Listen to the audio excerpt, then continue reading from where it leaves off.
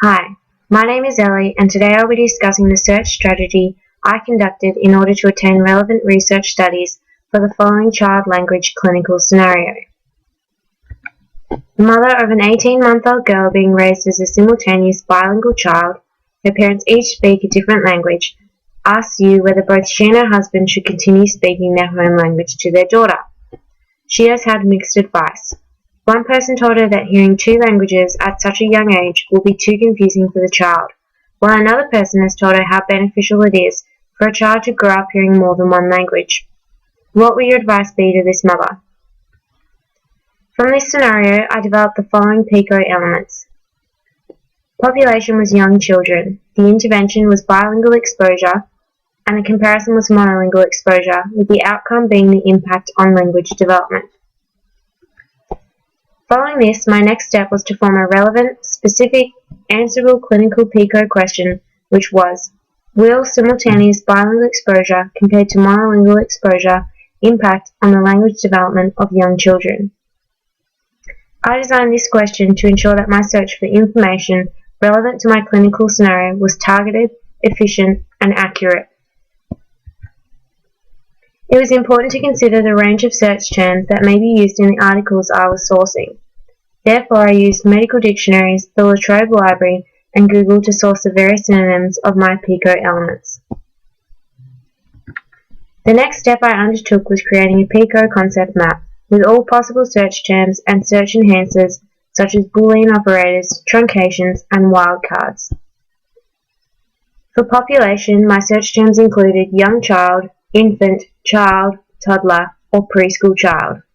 For intervention, bilingual, multilingual exposure, bilingual exposure, multiple language environment, or dual language exposure. For comparison, monolingual, monolingual exposure, unilingual, single language family, or English language family. And for outcome, language, language development, or language outcome. To find relevant studies to address this question, I use the following databases: SpeechBite, ERIC, and Language and Linguistics. I use the NHMRC hierarchy to rank the level of evidence of each study. Based on the clinical scenario and the type of studies I was searching for, I use the etiology column to rank their level of evidence.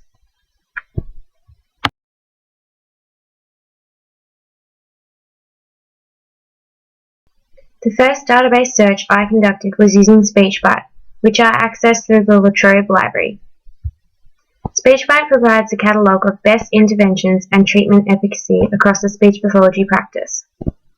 I clicked on Advanced Search and used the keywords bilingual and monolingual and selected language from the speech pathology practice area. I also selected under 5 as my age bracket. This search produced one article that was later disregarded for more relevant studies. To broaden my search, I reduced my keyword to bilingual and kept the age bracket under 5. This search produced 8 irrelevant articles to my research question.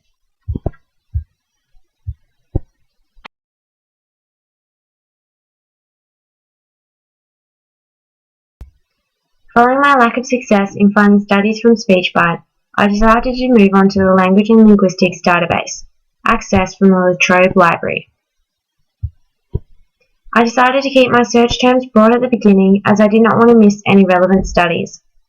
My first search included young child and bilingual or multilingual and monolingual and language development. I used correct phrase searching, commas, and truncation. I searched these keywords in abstract. However, this search produced 7 results, which was fewer than I expected, although I found one relevant study to my research question. Following the lack of results from my first search, I decided to use more generic search terms and include both databases, ERIC and Language and Linguistics in my search, which is an option in ProQuest. My search terms included child or infant and bilingual and monolingual and language, and I selected English as the language. This search produced 835 articles, and after skimming through the titles, I decided most were irrelevant. I decided to change my search terms yet again with the aid of my PICO concept map and knowledge that I had gained from skimming through the titles of previous searches to guide my choice of keywords. I used toddler or young child or infant or preschool, and bilingual or dual language exposure, and monolingual or unilingual, and language development or language. After coming across many irrelevant articles focused on language impairment, disorders, and hearing loss, I decided to exclude these terms from my search using the Not tab. This search produced 119 results, and after sorting through them, I found another relevant study to my research question. After some playing around with different keywords and going through the results, my most successful search included the terms of child or infant or toddler, and bilingual and monolingual, and language development or lexical development or vocabulary, and excluded impairment or hearing. I used both databases and searched the keywords in abstract. This search produced 177 results, where I found my remaining 3 relevant studies.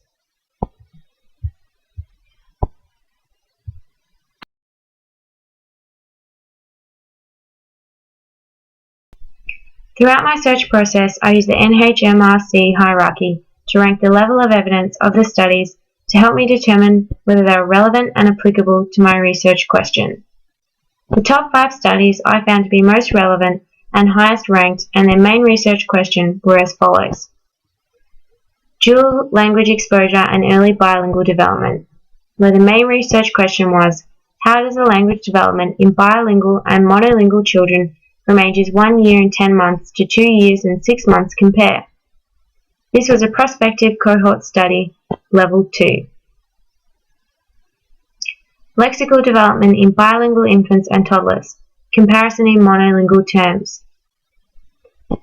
The question was, what is the difference in lexical development between simultaneous bilingual and monolingual children between the ages of 8 to 30 months? This was a prospective cohort study, level 2. The development of associative word learning in monolingual and bilingual infants.